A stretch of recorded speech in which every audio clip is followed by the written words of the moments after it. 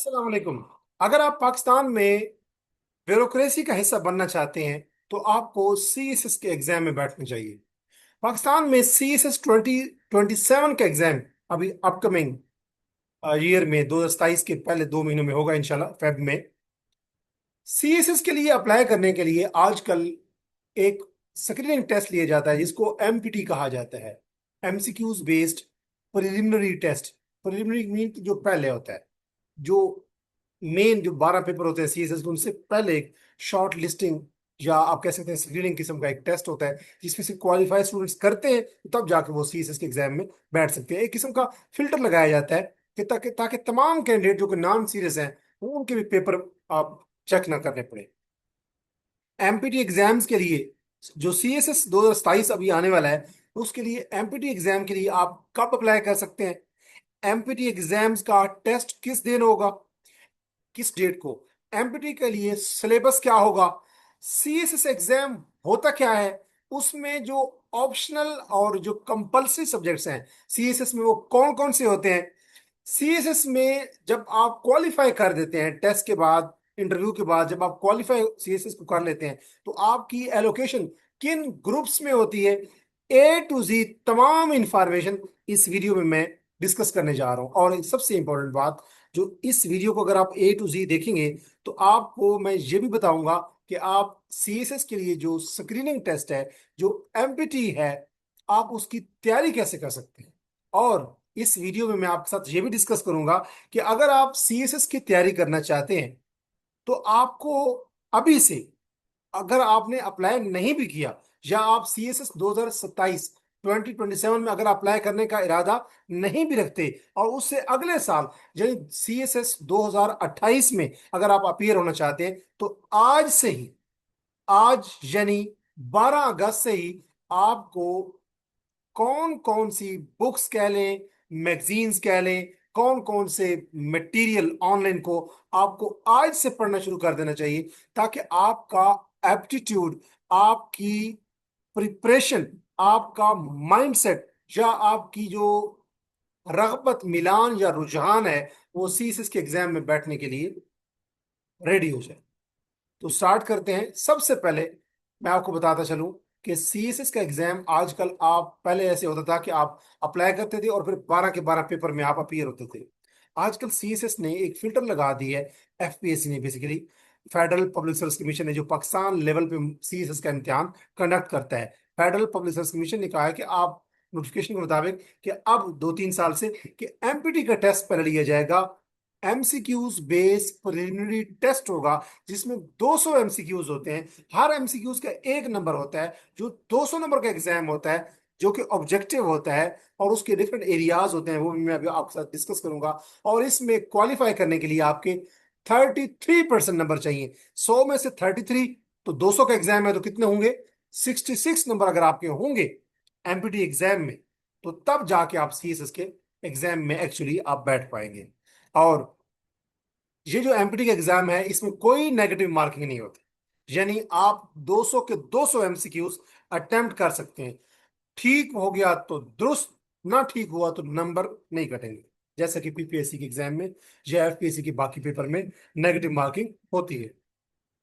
अब बात करते हैं कि सीएसएस 2027 जो कि सीएस 2027 के दूसरे महीने में इंशाल्लाह पेपर होंगे, एक्चुअल एग्जाम होगा।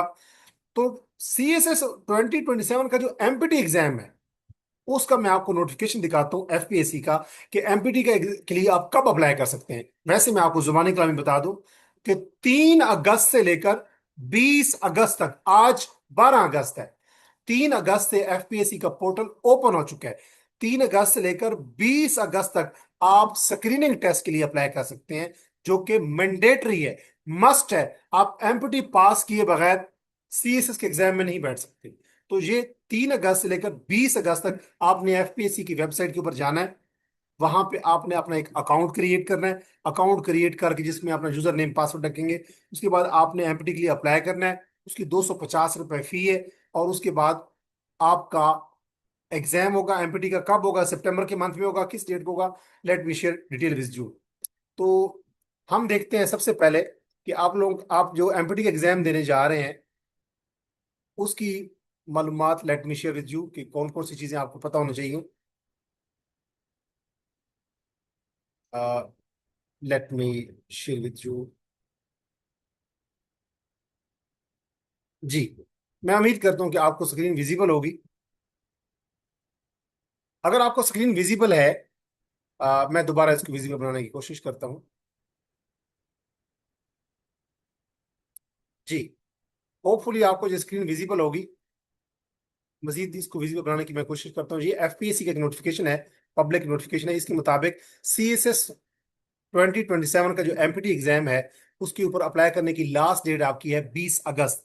20 अगस्त तक आप www.fpsc की जो वेबसाइट है, www.fpsc, यहाँ पे आपको वेबसाइट में दिखा दूँ, यस, www.fpsc.gov.pk पे आप जाके अप्लाई कर सकते हैं एमपीटी के लिए, जो कि सीएसएस 2027 के लिए क्या एग्जाम है, कौन सा एग्जाम है, बेसिकली स्क्रीनिंग टेस्ट है। अब ये बेसिकली आप इस एग्जाम में 66 नंबर लेंगे, 200 नंबर का टेस्ट होगा, तो तब जाके आप सीएसएस के एग्जाम में बैठ जाएंगे। अब ये एमपीटी के लिए जो आप अप्लाई करेंगे, 20 अगस्त तक आप अप्लाई कर सकते हैं। लास्ट डेट का आपने वेट नहीं करना, कोशिश करें आज कल ही अप्लाई कर दें, ताकि 20 सितंबर को, सॉरी 20 अगस्त को आपको अप्लाई ना करना पड़े, क्योंकि 20 अगस्त को जब आप अप्लाई करेंगे तो उस दिन पोर्टल बहुत बिजी होगा, हो सकता है कि उस दिन आप अप्लाई ना कर पाए। तो 20 अगस्त तक आपने एमपीटी के लिए अप्लाई करना है, एमसीक्यूज बेस्ड प्रिलिमिनरी टेस्ट के लिए। और इसका टेस्ट कब होगा, लिखा हुआ है सी पार्ट में कि 27 सितंबर, अगले महीने की 27 तारीख को आपका ये 200 एमसीक्यूज का एमपीटी का एग्जाम होगा, जिसमें क्वालिफाई करने के लिए आपको 66 मार्क्स चाहिए होंगी। ये संडे को एग्जाम होगा, 27 सितंबर को होगा 2026, इसी साल में, अगले महीने में। और इस पे अप्लाई करने के लिए, सीएसएस के एमपीटी एग्जाम के लिए अप्लाई करने के लिए लास्ट डेट क्या है, 20 अगस्त है। और अब जरा देखते हैं कि इस सीएसएस के एमपीटी एग्जाम में भी अप्लाई करने के लिए, क्योंकि एमपीटी एग्जाम बेसिकली इसके बाद आप सीएसएस में आप एग्जाम में बैठेंगे, तो सीएसएस में अप्लाई करने की क्वालिफिकेशन क्या है, ग्रेजुएशन डिग्री चाहिए कम अज कम सेकंड डिवीजन के साथ। ग्रेजुएशन का मतलब ये है कि एडीएस एडीपी, ये जो बीएस, या 2 साल बीकॉम, या 2 साल कोई भी डिग्री, बीएससी, या आप कह सकते हैं कि 14 ईयर एजुकेशन अगर आपके पास है, आप तो आप अप्लाई कर सकते हैं। और एटलीस्ट आपकी ग्रेजुएशन में सेकंड डिवीजन होनी चाहिए। अब अगर एज लिमिट की बात करें, तो आपकी उम्र 31 दिसंबर, यहाँ पे नीचे कट ऑफ डेट लिखी हुई है, जरा देखें, तो 31 दिसंबर 2026 तक, अगर आपकी जॉब नहीं है गवर्नमेंट, अगर आपकी उम्र 21 से 30 साल के दरमियान में है, तो आप अप्लाई कर सकते हैं। अगर आप 30 साल से अबव है और गवर्नमेंट जॉब आपकी नहीं है, जॉबलेस है, तो 30 साल से अबव अगर आप हैं, कब तक, 31 दिसंबर 2026 तक। अगर आपकी एज 30 साल से अबव हो रही है, तो आप अप्लाई नहीं कर सकते। और आपकी एज 21 साल से कम है, 31 दिसंबर 2026 की डेट को आप अगर अपनी एज कैलकुलेट करें, तो अगर 31 दिसंबर 2026 को आपकी एज 21 साल से कम है, तब भी आप अप्लाई नहीं कर सकते। तो 21 से 30 साल के लोग जो जॉब के बगैर है, वो अप्लाई कर सकते हैं। और जो लोग गवर्नमेंट जॉब में है, वो 21 से लेकर 32 साल तक अप्लाई कर सकते हैं। और कट ऑफ डेट वही होगी, 31 दिसंबर 2026 को जो गवर्नमेंट एम्प्लॉइज 32 साल से नीचे होंगे, चाहे वो एक दिन भी कम उनकी उम्र हो, वो अप्लाई कर सकते हैं सीएसएस 2027 के लिए, यानी एमपीटी के लिए। और फिर बाद में वो पेपर में बैठेंगे। ये तो आपको समझ आ गई जहां तक। अब हम बात करते हैं, और अप्लाई कहाँ पे करना है, www.fpsc.gov.pk। आप वहां पे जाएंगे, अपना अकाउंट क्रिएट करेंगे। इसकी 250 रुपये फी है एमपीटी की। और उसके बाद जब आप अकाउंट क्रिएट करके फीस सबमिट करना चाहेंगे, तो इजी पैसा, जैज कैश जो मोबाइल बैंकिंग एप्लीकेशन है, उससे भी। और पहले एक एफपीएससी का एक चालान होता था, जिसको हम कहते the form number 6 TR, treasury receipt 6, और उसके ऊपर आप लिखते थे फी, और वो जाके बैंक में जमा करवा देते। अब उस तरीके से नहीं, अब आपने ऑनलाइन अकाउंट क्रिएट करके वहां से आपका एक बेसिकली PSID जनरेट होगी, और फिर उसके बाद आप किसी बैंक के थ्रू भी अप्लाई कर सकते हैं वो फी। और आप अपने मोबाइल से भी जैज कैश, इजी पैसा, मोबाइल बैंकिंग, किसी भी एचबीएल ऐप, किसी भी बैंक की ऐप से आप अप्लाई कर सकते हैं इसके लिए। और उसके बाद जब आप अप्लाई कर देंगे और आपका टेस्ट क्वालिफाई हो जाएगा एमपीटी का, तो फिर आपने क्या करना है, पहले आपने फीस सबमिट कर देनी है, अकाउंट क्रिएट करना है, फीस सबमिट कर देनी है। और उसके बाद आपने अप्लाई ऑनलाइन का एक ऑप्शन है एफपीएससी की वेबसाइट के ऊपर, www.fpsc.gov.pk। उसके बाद आप अप्लाई करेंगे, और जब अप्लाई कर देंगे, तो टेस्ट से 10 दिन पहले, यानी 27 सितंबर को टेस्ट है, एमपीटी का, उससे 10 दिन पहले आपको एडमिशन सर्टिफिकेट एफपीएससी की वेबसाइट के ऊपर शो होगा। आप उसको डाउनलोड कर लेंगे और उसके बाद वो डॉक्यूमेंट लेके जाएंगे, एडमिशन स्लिप साथ एडमिशन सर्टिफिकेट, और यूं 27 सितंबर को आपका एमपीटी का टेस्ट होगा। अब हम देखते हैं कि एमपीटी का जो टेस्ट है, जो 200 नंबर का है, जिसमें 200 एमसीक्यूज होंगे, उसका कौन कौन सा बेसिकली एरियाज हैं, जो उसका सिलेबस कह रहे हैं एमपीटी का, जो आपको तैयार करना चाहिए ताकि आप एमपीटी का टेस्ट क्वालिफाई कर सकें। तो let me check it out.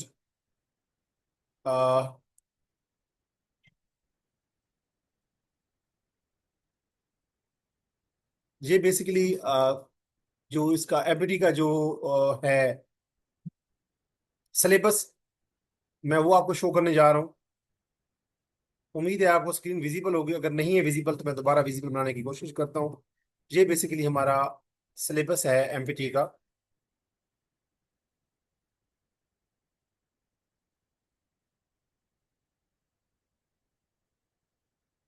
Ji, hopefully आपको समझ आ गई होगी, यहाँ पे देखने के साथ ही समझ आ गई होगी। अगर मैं एक्सप्लेन कर देता हूँ कि एमपीटी का जो 200 नंबर का टेस्ट है, उसमें बेसिकली इस्लामिक स्टडीज के 20 एमसीक्यूज होंगे। इसी तरीके से एमपीटी का जो टेस्ट है 200 नंबर 200 एमसीक्यूज का, उसमें उर्दू के, जिसमें उर्दू की ग्रामर होगी ज्यादातर, और उसमें 20 एमसीक्यूज उर्दू के होंगे। इसी तरीके से इंग्लिश के वोकेबलरी, इंग्लिश के ग्रामर और इंग्लिश की कंप्रीहेंशन एमसीक्यूज होंगे इंग्लिश के, जिसमें सिनोनिम एंटोनिम और ये सारी एक्टिव वॉइस पैसिव वॉइस और सारी चीजें आ सकती हैं इंग्लिश की। 20 एमसीक्यूज, 50 एमसीक्यूज इंग्लिश के होंगे।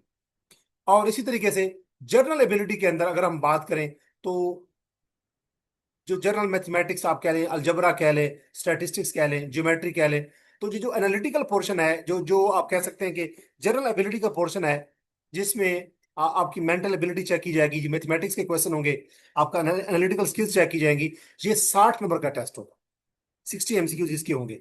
और 50 एमसीक्यूज होंगे जनरल नॉलेज के, जिसमें एवरीडे साइंस के क्वेश्चन भी हो सकते हैं, फिजिक्स केमिस्ट्री बायो इसके। और करंट अफेयर नेशनल और इंटरनेशनल और पाकिस्तान अफेयर्स के क्वेश्चन होंगे। ये 50 एमसीक्यूज होंगे। तो सबसे बड़ा पोर्शन यहाँ पे कौन सा है? मैथमेटिक्स का, जिसमें mathematics, statistics, algebra, geometry, analytical skills, ये मैथमेटिक्स का जो एरिया है, इसके 60 एमसीक्यूज होंगे। उसके बाद दो एरियाज बड़े अहम है, 50 नंबर की इंग्लिश के एमसीक्यूज होंगे। उसमें इंग्लिश के एमसीक्यूज जितने भी आपके माइंड में आ सकते हैं, जितने भी फिगर ऑफ स्पीच हैं, सेंटेंस करेक्शन है, एंटोनिम सिनोनिम्स है, और इसके अलावा एक्टिव वॉइस पैसिव वॉइस है, डायरेक्ट इनडायरेक्ट हो सकता है, और वन वर्ड सब्स्टिट्यूशन हो सकती है। तो इंग्लिश के एमसीक्यूज 50 होंगे। और 50 एमसीक्यूज होंगे जनरल नॉलेज के, जिसमें एवरीडे साइंस भी शामिल है, पाकिस्तान अफेयर्स भी शामिल है, यानी कि पाकिस्तान स्टडीज, और उसमें नेशनल इंटरनेशनल करंट अफेयर भी शामिल है। 50 एमसीक्यूज इसके होंगे। और 20 एमसीक्यूज होंगे इस्लामिक स्टडीज के, और 20 एमसीक्यूज होंगे उर्दू ग्रामर के। उर्दू की जितनी भी ग्रामर होती, कवायद, और इस उर्दू कवायद इंशा आप कह सकते हैं। तो ये 200 बेसिकली 200 एमसीक्यूज होंगे। और इस पे कोई नेगेटिव मार्किंग नहीं होगी, आप सारे के सारे एमसीक्यूज अटेम्प्ट कर सकते हैं। आपने 66 मार्क्स लेने हैं ताकि आप बेसिकली क्वालिफाई कर सकें ये एमपीटी के टेस्ट को। Let me, sorry for the inconvenience pause. तो मैं उम्मीद करता हूं कि आपको ये एमपीटी का जो सिलेबस है ये भी शो हो चुका होगा, आप इसको भी समझ गए होंगे। अब हम बात करते हैं कि अगर ये आप एमपीटी का जो सिलेबस है, इसकी अगर आप तैयारी करना चाहते हैं, तो आप तैयारी कैसे कर सकते हैं। मेरा एक सेशन स्टार्ट होने जा रहा है एमपीटी की तैयारी के हवाले से, मैं वो भी आपको दिखा देता हूँ। एमपीटी की तैयारी का जो मेरा सिलेबस है, जो मेरा बेसिकली सेशन है, वो होपफुली आपको स्क्रीन पे विजिबल होगा। मैं इसको मजीद विजिबल बनाने की भी कोशिश करता हूँ।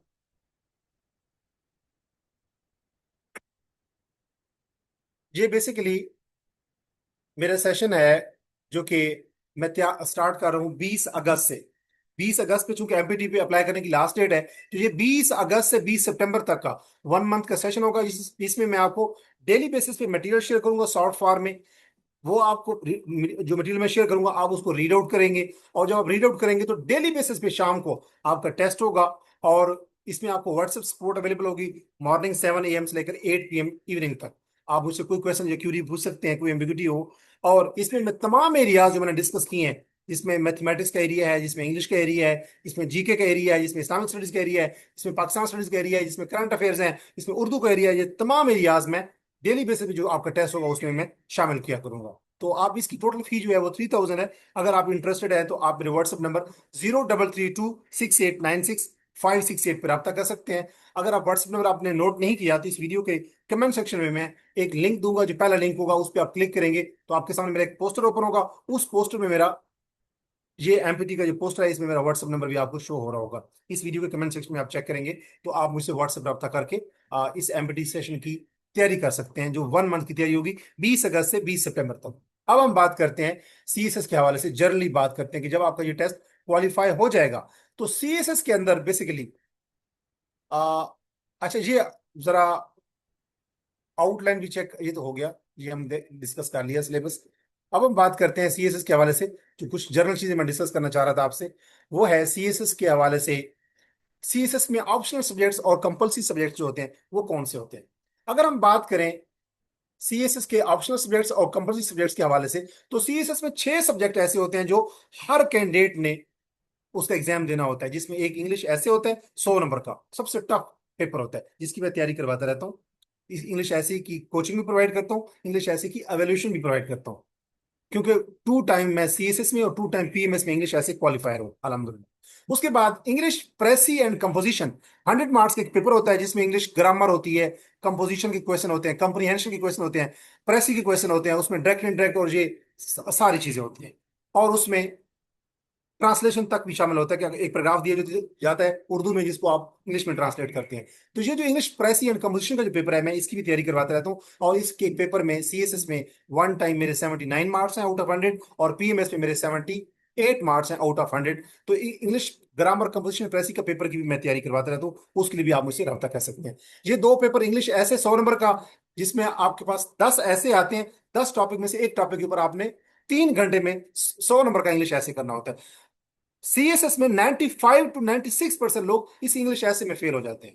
और अब बात करते हैं तीसरे पेपर की। ये कंपलसरी पेपर मैं बता रहा हूं आपको। तीसरा पेपर होता है जनरल साइंस एंड एबिलिटी का, 100 मार्क्स का। उसमें मैथमेटिकल पोर्शन भी होता है, 40 मार्क्स का तकरीबन पोर्शन जो होता है वो न्यूमेरिकल होता है, और 60 मार्क्स का जो पोर्शन होता है वो बेसिकली होता है थ्योरेटिकल। तो ये साइंस का पेपर है, बेसिकली एवरीडे साइंस कह लें, जनरल साइंस एंड एबिलिटी कह लें। एबिलिटी इसे कहते हैं, इसलिए कहते हैं इसको क्योंकि 60 मार्क्स का जो पोर्शन है वो आपका थ्योरेटिकल है। उसमें physics chemistry bio English, physics chemistry bio जो एरियाज हैं जनरल साइंस के, वो एरियाज होते हैं, वो थ्योरेटिकल होते हैं। उसमें हर क्वेश्चन के 2 2 3 3 पार्ट्स होते हैं। लेकिन 40 मार्क्स का जो पेपर होता है इसी 100 मार्क्स में, उसमें मैथमेटिकल या स्टैटिस्टिकल या एनालिटिकल या कैलकुलेशन या न्यूमेरिकल क्वेश्चन होते हैं। तो मिला के ये 100 नंबर का पेपर एवरीडे साइंस या जनरल साइंस एंड एबिलिटी का होता है। चौथा पेपर इसमें होता है करंट अफेयर। दुनिया में इस टाइम पाकिस्तान के नक्शे पे और दुनिया के नक्शे के ऊपर जो नेशनल और इंटरनेशनल जो करंट अफेयर्स हो रहे हैं, जो डेवलपमेंट्स हो रही हैं, जैसे ईरान यूएस अमेरिका की जो ईरान यूएस इसराइल की जो वार चल रही है, इसी तरह यूएस और अमेरिका, यूएस और चाइना के दरमियान जो राइवलरी चल रही है, पाकिस्तान अफगानिस्तान के इशूज, पाकिस्तान इंडिया के इशूज, ये तमाम जो नेशनल इंटरनेशनल जो करंट, और यूक्रेन रशिया का जो इशू, ये जो करंट अफेयर्स होते हैं उसमें 20 20 नंबर के 5 सवाल होते हैं। तो करंट अफेयर का एक क्वेश्चन होता है 100 नंबर का। पांचवा पेपर होता है पाकिस्तान अफेयर्स का, जिसको हम पाकिस्तान स्टडीज भी कह सकते हैं। तो पाकिस्तान की पार्टीशन से पहले और पार्टीशन के बाद आज तक पाकिस्तान की जितनी भी national, constitutional, legal, cultural, economic, political, historical, जितनी भी इसका तारीख है, उसके क्वेश्चंस होते हैं। 100 नंबर का पेपर पाकिस्तान स्टडीज का होता है। और लास्ट पेपर होता है इस्लामिक स्टडीज का, जिसमें ऑलमोस्ट 7 थीम्स है। जिसमें एक थीम है सीरत नबी का, कि आप सलाम बतौर मोअल्लिम, आप सलाम बतौर सिपा सलार, आप सलाम बतौर डिप्लोमेट या कारकुन, सियासी कारकुन। कहने का मतलब ये है कि इसमें एक सीरत नबी का एक पूरा थीम है। इसमें एक एक थीम है जिसमें डिफरेंट सिस्टम्स हैं इस्लाम के, जैसे इस्लाम का सोशल सिस्टम, इस्लाम का कॉन्स्टिट्यूशनल सिस्टम, या इस्लाम का डिप्लोमेटिक सिस्टम, या इस्लाम का जुडिशियल सिस्टम। उसमें पाकिस्तान के इस्लाम के डिफरेंट सिस्टम्स हैं। इसी तरीके से इस्लाम एक एक थीम है जिसमें इस्लाम और खवातीन, खवातीन का स्टेटस इस्लाम के अंदर। एक थीम है जिसमें इस्लाम और दहशत गर्दी, और इस तरह का एक थीम है। इसी तरह एक थीम है जिसमें नमाज, रोजा, जक़ात, हज, और ये जो जहाद और ये सारे थीम है जो इस्लाम के बेसिक बुनियादी अरकान है, पिलर्स हैं, वो एक थीम है। तो जो इस्लामिक स्टडीज के ऑलमोस्ट 7 थीम्स बनते हैं। तो ये 6 पेपर हैं जो कंपलसरी हैं, सीएसएस के हर कैंडिडेट को इन पेपर की तैयारी करनी पड़ती है। इन 6 के 6 जो कंपलसरी पेपर हैं, इनकी तैयारी के लिए भी आप मुझसे रब्ता कर सकते हैं। हर सब्जेक्ट की मैं कोचिंग भी प्रोवाइड करता हूँ, एवेल्यूशन भी प्रोवाइड करता हूँ। अब बात करते हैं सीएसएस के अंदर ऑप्शनल सब्जेक्ट भी होते हैं। 6 सब्जेक्ट होते हैं, 100 100 नंबर के कंपलसरी, तो 600 नंबर ये हो गया। अब 600 नंबर के ऑप्शनल नंबर भी होते हैं, और उन 600 में से एक पेपर आपने चूज करना होता है 200 नंबर का, और 4 पेपर आपने लेने होते हैं 100 नंबर के। जो जो ऑप्शनल पेपर हैं उनमें से भी आपने 600 नंबर के सब्जेक्ट चूज करने होते हैं। पहला जो ग्रुप है उसमें economics, political science, international relations, accountancy और कंप्यूटर साइंस, ये 5 सब्जेक्ट हैं। इन 5 में से आपने एक सब्जेक्ट 200 नंबर का लाजमी चूज करना होता है। 200 नंबर का मतलब ये है उसमें दो पेपर होते हैं, 100 नंबर और 100 नंबर, पेपर 1 पेपर 2। चाहे आप इकोनॉमिक्स उठा लें, चाहे आप पॉलिटिकल साइंस उठा लें, चाहे आप आईआर उठा लें, चाहे आप अकाउंटेंसी या कंप्यूटर साइंस, 200 नंबर का एक पेपर ग्रुप 1 से आपने लाजमी उठाना होता है। ग्रुप 2 में से आप, या ग्रुप 3 में से, या ग्रुप 4 में से, या ग्रुप 5, या ग्रुप 6, या ग्रुप 7, जो बाकी ग्रुप 6 पड़े हैं, उन 6 ग्रुप में से आप किसी भी 4 ग्रुप में से, हर सब्जेक्ट में से, सॉरी हर ग्रुप में से एक सब्जेक्ट उठाना होता है। फॉर एग्जांपल, आप आखिरी ग्रुप में से साइकोलॉजी या सोशियोलॉजी या रीजनल लैंग्वेजेस में से कोई एक सब्जेक्ट उठा सकते हो। हर ग्रुप में से ये जो ऑप्शनल सब्जेक्ट है उसमें से ग्रुप 1 में से तो एक सब्जेक्ट आपने नेसेसरली चूज करना होता है। लेकिन जो बाकी ग्रुप हैं 6, उन 6 में से कोई एक ग्रुप में से आप एक ही सब्जेक्ट चूज कर सकते हो। फॉर एग्जांपल, आप ग्रुप 5 में जेंडर स्टडीज उठा सकते हो, या इन्वायरमेंटल साइंसेज या लिटरेचर, या ग्रुप 6 में से आप लॉ उठा सकते हो, या क्रिमिनोलॉजी या फिलोसफी, कोई एक सब्जेक्ट। इसी तरह ग्रुप 2 में से फिजिक्स उठा लें, केमिस्ट्री उठा लें, मैथमेटिक्स उठा लें, या स्टैटिस्टिक्स या जियोलॉजी उठा लें, कोई एक सब्जेक्ट। ग्रुप 3 में से आप पब्लिक एडमिनिस्ट्रेशन या गवर्नेंस या अर्बन मैनेजमेंट उठा लें। तो होपफुली आपको समझ आ गई होगी। या ग्रुप 4 में से हिस्ट्री ऑफ पाकिस्तान या इंडिया या यूएसए या यूरोप, ये जो इनकी हिस्ट्रीज है, इनमें से कोई एक सब्जेक्ट उठा लें। तो इन जो ऑप्शनल सब्जेक्ट हैं उनमें से ग्रुप 1 में से 200 नंबर का एक सब्जेक्ट उठाएंगे, जिसके दो पेपर होंगे आपके, बेसिकली पेपर 1 एंड पेपर 2। और जो बाकी 6 ग्रुप हैं, जिस बेसिकली 7 ग्रुप्स दिए हुए हैं ऑप्शनल सब्जेक्ट के, तो बाकी जो 6 ग्रुप हैं उनमें से किसी 4 ग्रुप में से एक एक सब्जेक्ट उठा के 100 400 और 200 नंबर का ग्रुप 1 में से एक सब्जेक्ट उठाना है, तो 600 नंबर का आपने पेपर यहां से उठाना है। तो आपको यहां भी समझ आ गई इस चीज की, सब्जेक्ट्स की भी। और सब्जेक्ट कौन से आपको चूज करने चाहिए, इसके ऊपर डिटेल वीडियो में अब आने वाली वीडियोस में मैं इसके ऊपर एक वीडियो बनाऊंगा कि आपका जो सब्जेक्ट्स हैं, जो आप पहले स्टडी कर चुके हैं बीएस में या एमफिल में कर रहे हैं, आपका सब्जेक्ट क्या है, आप पहले अगर कोई जॉब करते हैं तो उसका एक्सपीरियंस क्या है, और आपको आपका जो इंटरेस्ट है वो क्या है, और कौन कौन से सब्जेक्ट्स स्कोरिंग हैं, जिनकी जिनमें नंबर ज्यादा आते हैं वो कौन से हैं, इस हवाले से, ऑप्शनल सब्जेक्ट के हवाले से कि आपको कौन से चूज करना चाहिए, मैं एक वीडियो सेपरेट बनाऊंगा। अब हम चलते हैं कि सी एस एस जब आप कर लेते हैं क्वालिफाई, अच्छा इसकी जो जो तरतीब होती है सी एस एस की, मैं अब आपके साथ वो भी जरा डिस्कस कर लूं कि सी एस एस का जो पेपर होता है वो किस हिसाब से होते हैं, तरतीब क्या होती है। तो होपफुली आपको स्क्रीन विजिबल होगी, मैं आपको जरा दिखा देता हूँ कि अ, जी, सबसे पहले आपका एमसीक्यूज बेस्ड टेस्ट होगा। जी, आप सबसे पहले आपका ये एमपीटी टेस्ट होगा।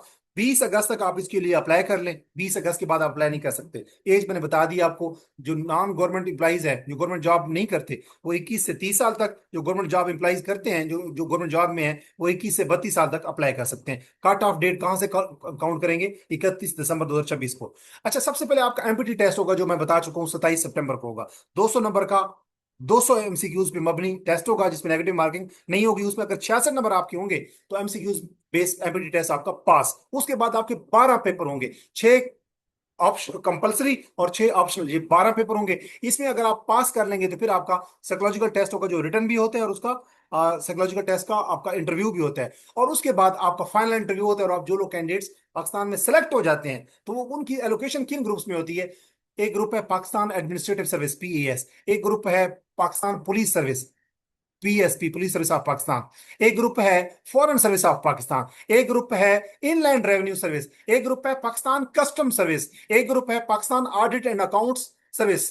उसके बाद एक ग्रुप है commerce and trade group, CTG. एक ग्रुप है इंफॉर्मेशन ग्रुप। एक ग्रुप है military land and cantonment group, MLCG. एक ग्रुप है ऑफिस मैनेजमेंट ग्रुप, ओसीजी। और एक ग्रुप है पोस्टल ग्रुप, ये जो डाकखाने का निजाम होता है, एक वो ग्रुप है। और एक आखिरी ग्रुप है railways commercial and transport group, जो कि रेलवे का डिपार्टमेंट है। इन 12 ग्रुप्स में आपकी एलोकेशन होती है, डिपेंडिंग कि आपके रिटर्न टेस्ट में आपके साइकोलॉजिकल जो आपका जो लिया जाता है, रिटर्न भी साइकोलॉजिकल लिया जाता है, साइकोलॉजिकल का इंटरव्यू भी लिया जाता है, और उसके बाद फाइनल इंटरव्यू भी लिया जाता है। उसके बाद जाके आपका नंबर किस तरह आते हैं, आपकी प्रेफरेंस भी पूछी जाती है, और आपका मिजाज, चूंकि साइकोलॉजिकल टेस्ट आप दे चुके होते हो, रिटर्न भी और साइकोलॉजिकल के साइकोलॉजिस्ट के सामने इंटरव्यू भी दे चुके होते हो फाइनल इंटरव्यू से पहले, तो वो आपके माइंड सेट को पढ़ लेते हैं कि आप पुलिस में सूट करेंगे, फॉरेन सर्विस ऑफ पाकिस्तान में सूट करेंगे, रेलवे में या पोस्टल ग्रुप में या इनलैंड सर्विस में या अकाउंट्स में या मिलिट्री कंट्रोलमेंट ग्रुप में या किस ग्रुप में।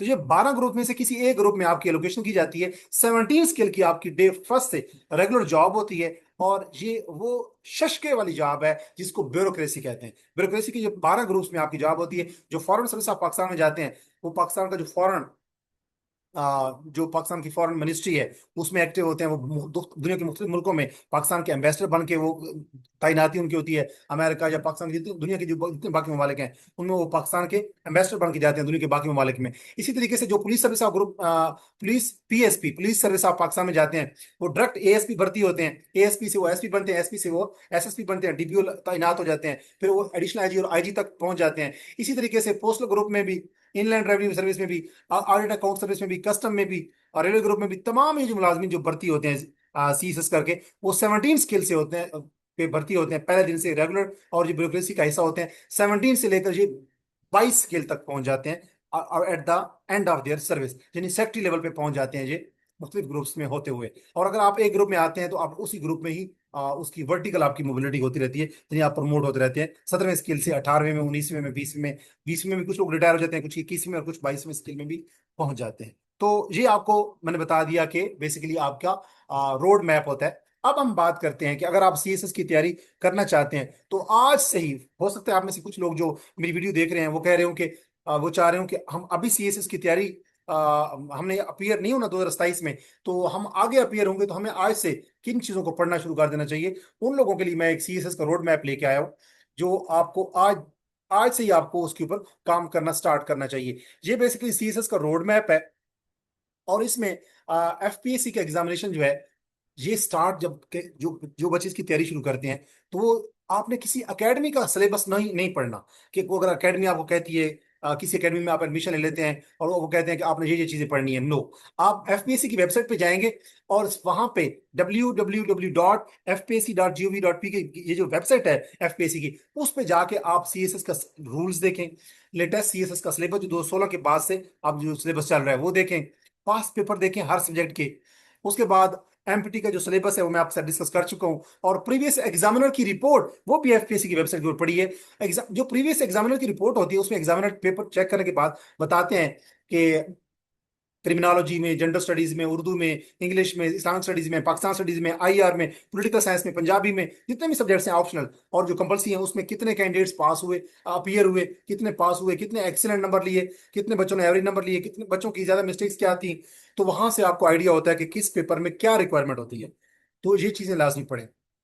उसके बाद गोल्डन रूल ये है कि आपने एवरी बुक या एवरी आर्टिकल या एवरी लेक्चर जो है वो आपने, कोई भी अगर आप सीएसएस यूट्यूब पे लेक्चर देखते हो या कोई आर्टिकल पढ़ते हो, तो आप देखें कि ये किस किस चीज मेरे सीएसएस की जर्नी में कंपलसरी सब्जेक्ट में से किस चीज को कवर कर रहा है। अगर वो नहीं कर रहा, अगर वो आपके जो ऑप्शनल सब्जेक्ट है उसके साथ को जो यूट्यूब का लेक्चर आप सुन रहे हैं कोई, या कोई किताब पढ़ रहे हैं या मैगजीन पढ़ रहे हैं, अगर वो आपके सीएसएस के ऑप्शनल सब्जेक्ट और कंपलसरी सब्जेक्ट के किसी भी सिलेबस के साथ मैच नहीं करता, तो वो वीडियो ना देखें, वो आर्टिकल ना पढ़ें, वो अखबार ना पढ़ें, यानी कि वो अखबार का वो आर्टिकल ना पढ़ें। आप वो चीजें पढ़ें जो आपके सीएसएस के ऑप्शनल और सीएसएस के कंपलसरी सब्जेक्ट की सिलेबस के साथ मैच करती हैं। वो तब तब पता चलेगा जब आपने सीएसएस और पीएमएस का सिलेबस डाउन सीएसएस का सिलेबस ऑप्शनल सब्जेक्ट का भी और कंपलसरी सब्जेक्ट का भी डाउनलोड करके प्रिंट निकाल के अपने पास रखा होगा और पढ़ रहे होंगे आप। उसके बाद पास पेपर लाजमी पढ़ें, ये मोस्ट इंपॉर्टेंट सोर्स है। आपको पता चलता है एटलीस्ट पास 10 ईयर के, 2016 से पहले के नहीं, 2016 के बाद सीएसएस का सिलेबस चेंज हुआ है, तो 16 के बाद 17 से लेकर 2017 से लेकर 2026 तक के जो पास, सॉरी 2025 तक के जो पास पेपर आ चुके हैं सीएसएस के, वो आपको मुख्तलिफ गूगल पे आप जाएंगे तो आपको सीएसएस फोरम के ऊपर मिल जाएंगे, एफपीएससी की वेबसाइट पे मिल जाएंगे। तो पास 10 ईयर के हर सब्जेक्ट के सारे कंपलसरी सब्जेक्ट जो 6 हैं, और जो ऑप्शनल सब्जेक्ट आपके जो आप चूज करेंगे, एक सब्जेक्ट 200 नंबर का सब्जेक्ट चूज करेंगे और 4 सब्जेक्ट आप 100 नंबर के चूज करेंगे, तो उनके जो पास पेपर हैं वो अपने अपने सब्जेक्ट के वो लाजमी देखें कि एग्जामिनर किस किस्म के क्वेश्चन बनाता है, वो एनालिटिकल होते हैं, क्रिटिकल होते हैं, एग्जामिनर क्या की स्टेटमेंट कैसी होती है। तो पास पेपर लाजमी देखें, तब जाके तैयारी शुरू करें। अक्सर कैंडिडेट ये करते हैं सिलेबस पढ़ते हैं, फिर पास पेपर देखते हैं, फिर बुक्स लेते हैं, फिर नोट्स तैयार करते हैं, और फिर वो जो जो करंट सोर्सेज हैं, यानी कि जो आजकल के जो अखबारें आ रही होती हैं, जो मैगजीन आ रही होती हैं, कुछ कैंडिडेट्स क्या करते हैं, वो बुक्स लेते हैं मार्केट से जाके, अगर वो सीएसएस को उनको ख्याल आता है, कोई अगर उनको जहन में आता है कि जीवन सीएसएस करनी है, वो बुक्स लेते हैं, फिर कहीं और जाके कहीं और से बुक्स लेते हैं, फिर कहीं और से बुक्स लेते हैं, कहीं दाएं बाएं दोस्तों से बुक्स मांगते हैं, फिर वो नोट्स कुछ ना कुछ लोगों से लेके पढ़ रहे होते हैं, और फिर वो पास पेपर देखते हैं। This is wrong strategy. पहली स्ट्रेटजी लाजमी, पहले आप सीएसएस का सिलेबस देखें एफपीएससी की वेबसाइट से, www.fpsc.gov.pk। सिलेबस देखें हर हर सब्जेक्ट का। कंपलसरी का तो आपने लाजमी देखना है, ऑप्शनल जो आपको पसंद है, आप पसंद कहां से आएंगे, पहले आप सब्जेक्ट्स के सिलेबस देखेंगे, सारा सीएसएस का सिलेबस मौजूद है, तमाम ऑप्शनल सब्जेक्ट्स का सब्जेक्ट्स देखें।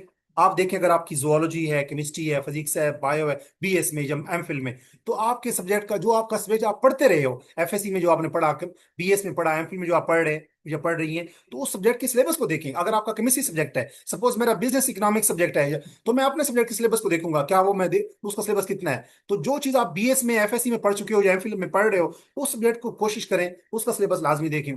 तो सिलेबस देखें, फिर पास पेपर देखें उस सब्जेक्ट के, उसके बाद आप उसका रेलेवेंट बुक्स देखें। और बुक्स कौन सी, कोई सब स्टैंडर्ड बुक्स नहीं देखनी कि आपने जहांगीर वर्ल्ड टाइम की या किसी पब्लिशर की कोई किताब उठा ली और कहा कि नो नो, बल्कि सीएसएस का जो सिलेबस है, हर सब्जेक्ट का जो सिलेबस है, उसके नीचे रिकमेंडेड बुक्स लिखी हुई हैं। अब वो बुक्स बड़ी महंगी होती हैं, अगर वो सारी आपको नहीं मिलती तो उसमें से कोशिश करें एक दो बुक लाजमी लें जो रिकमेंडेड बुक्स हैं। और वो कौन सी लेनी चाहिए, इसके ऊपर भी मैं हर सब्जेक्ट के हवाले से सेपरेट वीडियोस अपलोड करूंगा आने वाले दिनों में। उसके बाद आपने क्या करना है कि हर सब्जेक्ट में आपने देखना है, जो सीएसएस का जो सिलेबस देख रहे होंगे, कि इसमें कौन कौन से टॉपिक जो है, जब आप पास पेपर देखेंगे खासतौर पे, कि जो सीएसएस का सिलेबस है, सपोज पाकिस्तान स्टडीज का, फिर आप देखेंगे पाकिस्तान स्टडीज के पास पेपर, कि पाकिस्तान स्टडीज का जो सिलेबस है, इसमें से कौन से क्वेश्चन रिपीट हो रहे हैं, कौन से क्वेश्चन वो बार बार रिपीट कर रहा है, और वो कौन कौन से क्वेश्चन एनालिटिकल अंदाज में आ रहे हैं, कौन कौन से टॉपिक्स डिसअपियर हो गए, यानी कि वो टॉपिक्स 2017-18 में आए थे, 20 में नहीं आए, 22 में नहीं आए, फिर 24 में आए हैं। कौन कौन से जो टॉपिक्स हैं वो पाकिस्तान स्टडीज के करंट अफेयर से मिलते जुलते हैं।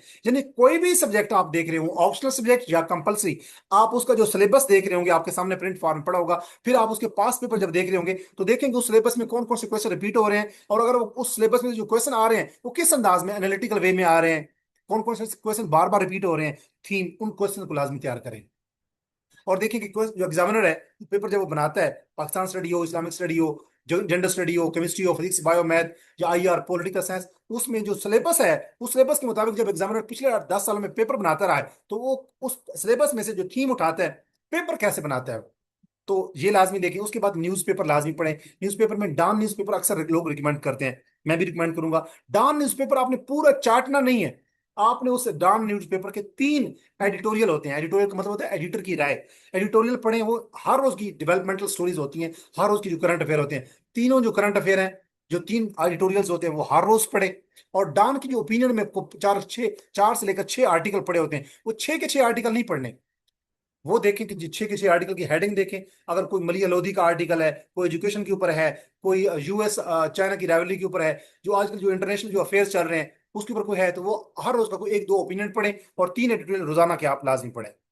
एडिटोरियल पढ़ें, ओपिनियन पढ़ें, पाकिस्तान के हवाले से कोई इंपॉर्टेंट कोई न्यूज़ है उसको सरसरी तौर पे देख लें, इंटरनेशनल अफेयर के हवाले से कोई आर्टिकल है वो लाजमी देखें, कोई बिजनेस या इकोनॉमी के हवाले से आर्टिकल है वो लाजमी देखें, कोई साइंस टेक्नोलॉजी के हवाले से आर्टिकल है वो लाजमी देखें, और इंपॉर्टेंट जो इन्वेस्टिगेशन या कोई फीचर्स हैं तो वो पढ़ लें। उससे आपको पता चलेगा, आपका एक रिटन एक्सप्रेशन इंप्रूव होगा, वोकेबलरी इंप्रूव होगी, और आप चाहे सीएसएस का इंग्लिश ऐसे लिख रहे होंगे, पाकिस्तान स्टडीज का पेपर अटेम्प्ट कर रहे होंगे, इस्लामिक स्टडीज का पेपर अटेम्प्ट कर रहे होंगे, पॉलिटिकल साइंस का या आईआर का कोई भी पेपर भी कर रहे होंगे, तो you would be N informed citizen, और आपकी राइटिंग बेहतर होगी। उसके बाद आपने एडिटोरियल और ओपिनियन पेजेस में हर चीज नहीं पढ़नी, सिर्फ 3 एडिटोरियल पढ़ने, और ओपिनियन में से एक दो जो आपको पसंद आए वो आप पढ़ लें, जो रेलिवेंट हो। रेलिवेंट का क्या मतलब होता है, पहले आप सीएसएस का सिलेबस देख चुके होंगे, अपने कंपल्सरी सब्जेक्ट्स का भी और ऑप्शनल सब्जेक्ट का भी, आपको पता चल जाएगा कि ये जो आर्टिकल है ये तो मेरे सीएसएस के फलां सब्जेक्ट के साथ मैच करता है, जेंडर स्टडीज के साथ, एंथ्रोपोलॉजी के साथ, फॉर एग्जाम्पल क्रिमिनोलॉजी के साथ, पोल साइंस के साथ, आईआर के साथ, इस्लामिक स्टडीज के साथ, पाकिस्तान स्टडीज के साथ, जनरल साइंस के साथ, इंग्लिश ऐसे के साथ। तो ये सारी चीजें आपको तब पता चलेगी कि कौन सी चीज रेलेवेंट है। अखबार तब आप पढ़ें जब आपको आपको सीएसएस का सिलेबस आपने देखा हो पहले, कंपल्सरी सब्जेक्ट्स का भी और अपने ऑप्शनल सब्जेक्ट्स का भी। अच्छा, उसके बाद एडिटोरियल कैसे पढ़ते होते हैं। एडिटोरियल के अंदर छोटा सा एक आर्टिकल होता है जो एडिटर की राय होती है, देखिए उसमें इशू क्या है, फिर आप देखेंगे उसका बैकग्राउंड क्या है। इशू तो आज की बात है ना, इसकी बैकग्राउंड क्या है, वो लाजमी सर्च कर लें, चैट जीपीटी से हेल्प ले सकते हैं। फिर देखें कि उस इशू के कॉजेज क्या हैं, फिर उस देखें उस इशू के कॉन्सिक्वेंसेज क्या आ रहे हैं। फिर आप देखें कि इस इशू में कौन कौन से स्टेक होल्डर्स, कौन कौन लोग इसमें दिलचस्पी ले रहे हैं, कौन कौन से ममालिक, कौन कौन सी कंपनियां। फिर देखिए पाकिस्तान की इस पोजीशन, इस इशू के ऊपर क्या पोजीशन है, चाहे वो क्लाइमेट चेंज का है, या वुमेन का स्टेटस है, या ईरान यूएस अमेरिका का कोई इशू है, ईरान अमेरिका इसराइल वगैरह का। या देखिए कि उसमें अब पाकिस्तान को कौन कौन से चैलेंजेस हैं उस इशू को लेके, और वे फॉरवर्ड यानी कि उसका हल क्या होगा, और उसके ऊपर कोई डाटा या एग्जाम्पल है तो वो देखें।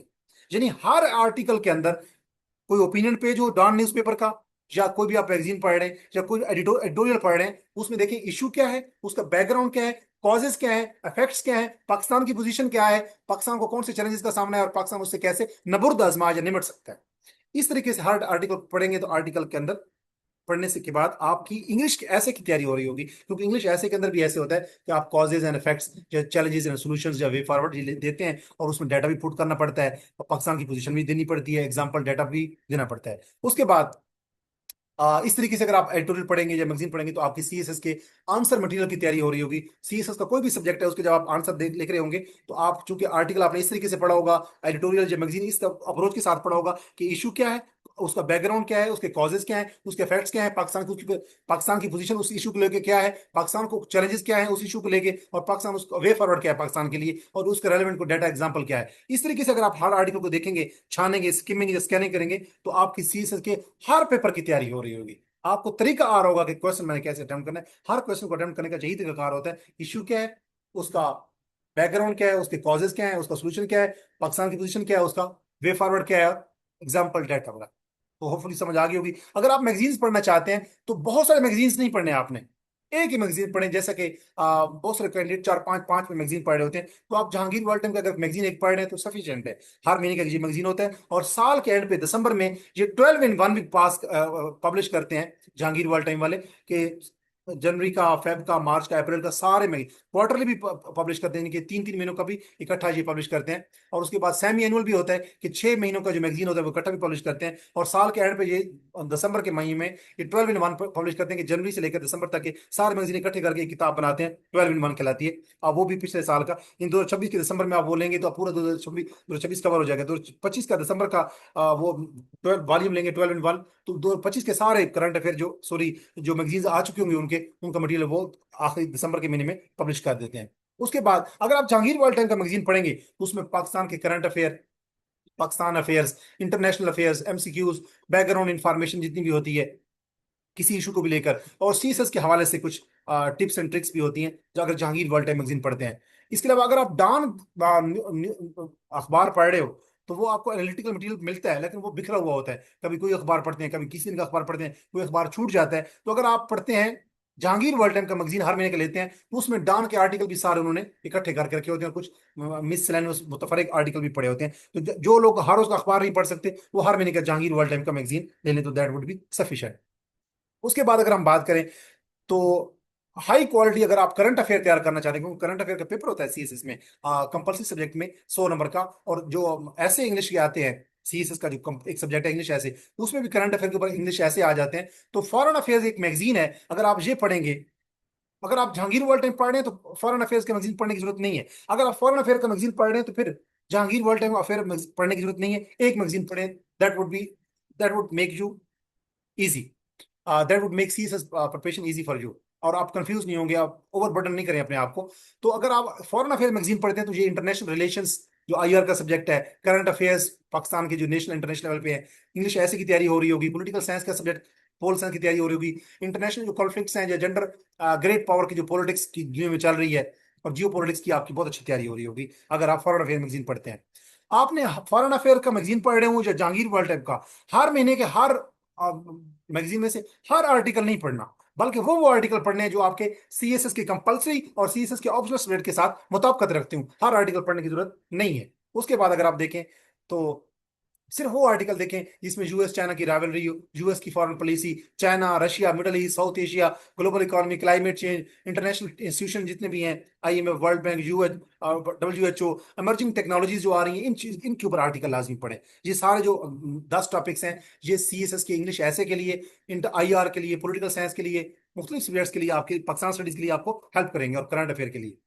अच्छा, इकोनॉमिक्स एक मैगजीन है, जो लोग ये मैगजीन पढ़ना चाहते हैं वो भी पढ़ सकते हैं। उसमें इकोनॉमी के रिलेटेड जो क्वेश्चंस आते हैं, चाहे वो इंग्लिश ऐसे में आए, चाहे पाकिस्तान स्टडीज में आए, या पोल्स आईआर में आए, तो global politics, international relations, developments, governance के हवाले से इश्यूज, टेक्नोलॉजी के हवाले से इश्यूज, ग्लोबल ट्रेंड्स जो हैं वो इकोनॉमिस्ट जो मैगजीन है उसमें आते हैं। तो ये भी परचेज कर सकते हैं आप। लेकिन अगर आप इकोनॉमिस्ट परचेज करेंगे तो फिर आपको बाकी दो मैगजीन, फॉरेन अफेयर्स और जहांगीर वर्ल्ड टाइम, लेने की जरूरत नहीं है। अगर आप दो दो तीन तीन मैगजीन पढ़ना चाहते हैं तो ले सकते हैं आप। इकोनॉमिक्स आप हर महीने का लें, और उसमें आप क्या करें, वैसे जी मेरे ख्याल में ये फोर्थ नाइटली होता है, यानी कि 15 दिन का भी आता है। तो इकोनॉमिक्स पढ़े तो उस हर महीने में आप 3 से 4 आर्टिकल पढ़ें। जहांगीर वर्ल्ड टाइम का अगर महीने का मैगजीन लें तो उसमें से 3 4 आर्टिकल पढ़ें, और उसमें को टिप्स एंड ट्रिक्स या पास पेपर, किसी पास कैंडिडेट का इंटरव्यू है तो वो पढ़ ले मोटिवेशन के लिए। और अगर फॉरेन अफेयर मैगजीन लें हर महीने का, तो उसको भी मेरे ख्याल में वो भी मंथली है, तो फॉरेन अफेयर का मैगजीन लें तो उसमें भी 4 से 5 आर्टिकल हर महीने के पढ़ें, इससे ज्यादा ना पढ़ें।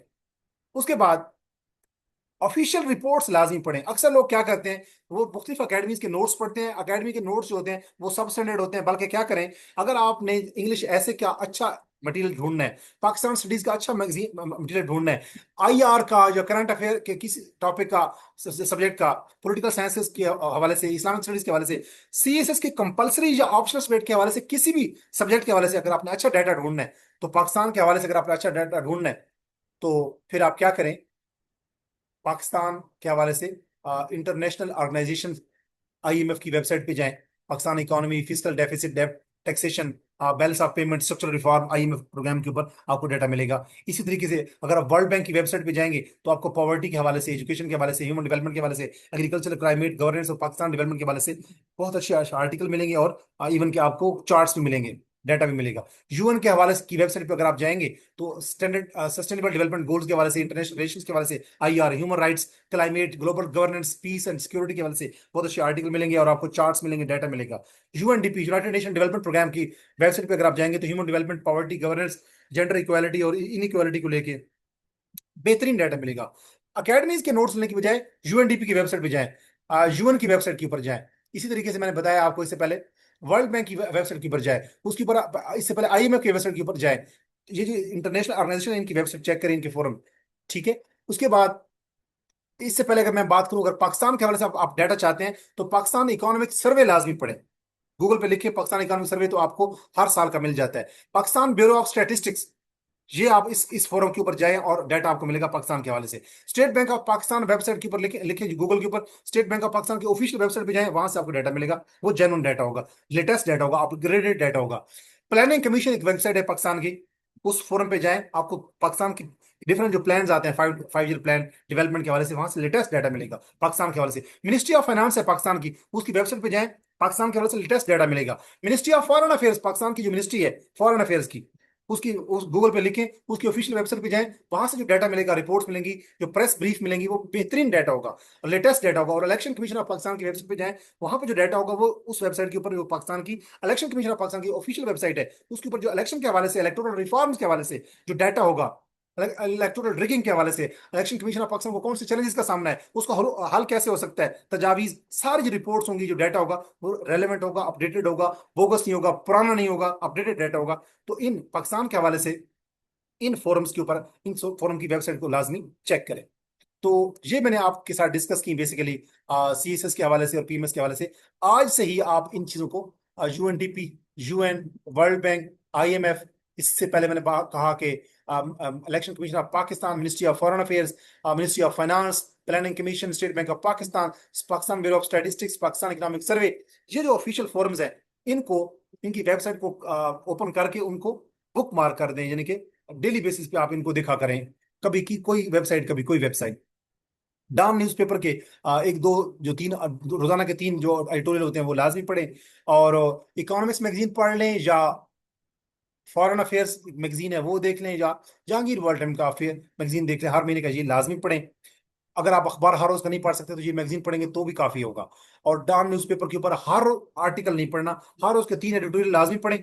अच्छी वोकेबलरी बनेगी, आपका अच्छा एक्सप्रेशन एक्सप्रेशन मेच्योर होगा, आपका रिटर्न एक्सप्रेशन, और उसके बाद आपको लेटेस्ट डाटा मिलेगा। और इसके बाद जो उसमें आर्टिकल्स आते हैं, जो मुख्तलिफ मलिया लोधी और इस तरह के लोग लिखते हैं, उसमें से जो दो, हर रोज के 1 से 2 आर्टिकल जो है वो पढ़ें, जो आपको रेलेवेंट लगते हैं। रेलेवेंट का मतलब क्या है, जब आपने सीएसएस का ऑप्शनल सब्जेक्ट का और कंपल्सरी सब्जेक्ट जो आपने चूज कर लिए होंगे, उसके हवाले से जो डाटा आपको रेलेवेंट लगता है वो आर्टिकल पढ़ें। तो मैं उम्मीद करता हूं कि ये आपका सीएसएस का जो रोड मैप है मैंने आपको प्रोवाइड कर दिया। आपने सिलेबस पहले डाउनलोड करना है। पास पेपर उन सिलेबस के मुताबिक जो आपने ऑप्शनल सब्जेक्ट चूज कर लिए होंगे, कंपल्सरी सब्जेक्ट और ऑप्शनल सब्जेक्ट, इनके हवाले से आपने पास पेपर देखने हैं एटलीस्ट 10 ईयर। फिर उसके बाद आपने बुक्स पढ़नी है रिकमेंडेड, जो सीएसएस की वेबसाइट है, एफपीएससी बेसिकली, www.fpsc.gov.pk। उसके बाद जो सिलेबस है, जो सिलेबस आप डाउनलोड करेंगे, तो हर सब्जेक्ट के सिलेबस के नीचे रिकमेंडेड बुक्स हैं, उनमें से एक दो बुक लाजमी आप परचेज करें। कौन सी करनी चाहिए बुक परचेज, इसके हवाले से भी मैं आने वाले दिनों में वीडियोस अपलोड करने जा रहा हूँ। तो पहले सिलेबस देखें, फिर पास पेपर उसके पढ़े, हर सब्जेक्ट के, कंपल्सरी के और ऑप्शनल सब्जेक्ट के, कि पास पेपर कैसे आते हैं। फिर उसके रेलेवेंट बुक्स पढ़ें, सब स्टैंडर्ड बुक्स ना पढ़े, बल्कि रिकमेंडेड बुक्स जो एफपीएससी रिकमेंड करता है हर सब्जेक्ट के हवाले से। वो कहाँ से मिलेगा आपको? सीएसएस का सिलेबस एफपीएससी की वेबसाइट से डाउनलोड करें। हर सब्जेक्ट के नीचे जो सिलेबस है, उसके नीचे लिखा होता है रिकमेंडेड बुक्स, एक दो बुक हर सब्जेक्ट के हवाले से लाजमी परचेज करें। उस हवाले से आप यूट्यूब पे सर्च कर सकते हैं कि what are which are the most recommended books for CSS. लेकिन रिकमेंडेड बुक्स होनी चाहिए, कि किसी आम आथर की किताब में, पाकिस्तानी आथर की किताब कोशिश करें ना पढ़ें। क्योंकि जो लोग पाकिस्तानी आथर की किताबें पढ़ते हैं, वो उनके शॉर्टकट तरीका होता है, शॉर्टकट में आप सीएसएस लेवल पे शायद पास तो हो जाए, लेकिन रिकमेंड नहीं होते, इंटरव्यू के लिए रिकमेंड नहीं होते। तो अगर आप समझते हैं कि फॉरेन ऑथर की किताबें बहुत मुश्किल लगती हैं, तो फिर इस हवाले से मैं लेटेस्ट वीडियोस बनाऊंगा हर सब्जेक्ट के हवाले से, कि आप अगर फॉरेन ऑथर की किताबें नहीं पढ़ सकते, तो फिर आपको कौन सी किताबें पढ़नी चाहिए जो पाकिस्तान में रिकमेंडेड हैं, जो आप कह सकते हैं जो आप पढ़ सकते हैं। उसके बाद करंट सोर्सेज, जिनकी डॉन न्यूज़पेपर या जहांगीर वर्ल्ड टाइम या सपोज है फॉरेन अफेयर्स या इकोनॉमिस्ट का मैगजीन आप पढ़ सकते हैं। पास पेपर लाजमी पढ़ें। और सबसे पहले आप सीएसएस के रूल्स देखें, सीएसएस का सिलेबस देखें एफएससी की वेबसाइट पे। पास पेपर लाजमी देखें, जो आप ऑप्शनल सब्जेक्ट और जो चूज कर ले उनके, और जो कंपल्सरी सब्जेक्ट के जो पास पेपर है वो लाजमी देखें।